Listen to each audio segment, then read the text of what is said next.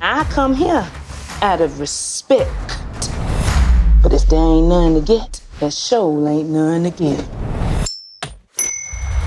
Take me back to your first day on set. Give me one word to describe it, and why. Terrified. Playful. All we were assigned to do is me and Hallie's the first scene that you see where we're coming out of the bushes on the beach. We were just told to have fun.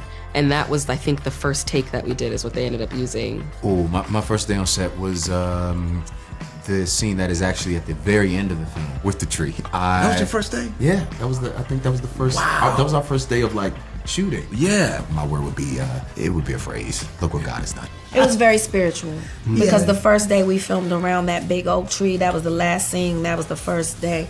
And we were on this property that still had slave shacks. We walked back there and my heart dropped, sank. And, you know, it's like those moments where if these walls could talk, you know, and we were saying the same thing about the tree. I was like, if that tree could talk, like I could just feel the strange fruit. You good.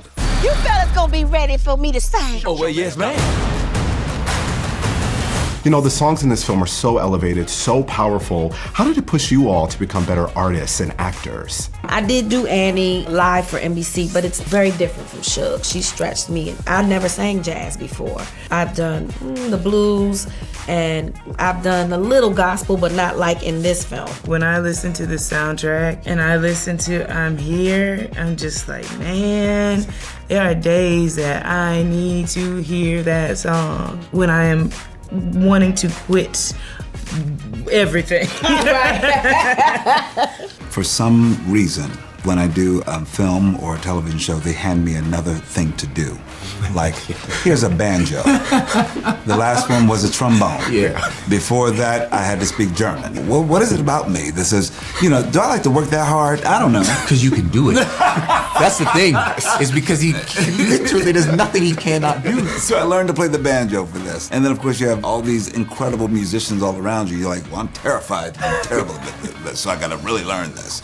I have to quickly talk about the author, Alice Walker. Was she on set at all, and did she give you any words of wisdom during this journey? And she came to visit us once, and it was definitely a very scary day. She came up and said, oh, I'd like to see what you've been shooting. And I just went, you know what, let me show her this scene where Mister is drunk and Harpo is helping him out.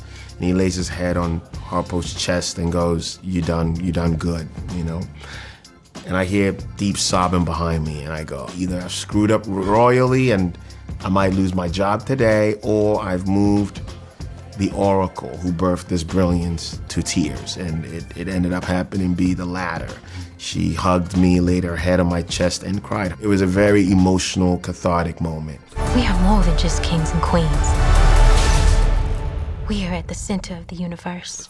When you think of your co-stars, what are you most proud of? I can't see anybody else playing these roles. And I'm just so grateful that I'm in a time where I can help pour into your beginning, because you both have bright futures ahead of you, for sure. Thanks, T. I'm just gonna pass it to Miss Taraji. Seeing someone who has not had an easy journey in this industry, but to continue to say, I'm here and I want to find my joy and peace in this industry, and I'm gonna be present and supportive of my sisters and lift them up so that our journeys will be easier. I'm really grateful to see that in her, because everybody can't give that, and I understand why they can't give it, because it's hard to open up your heart in that way. So it's really beautiful to watch. Thank you so much.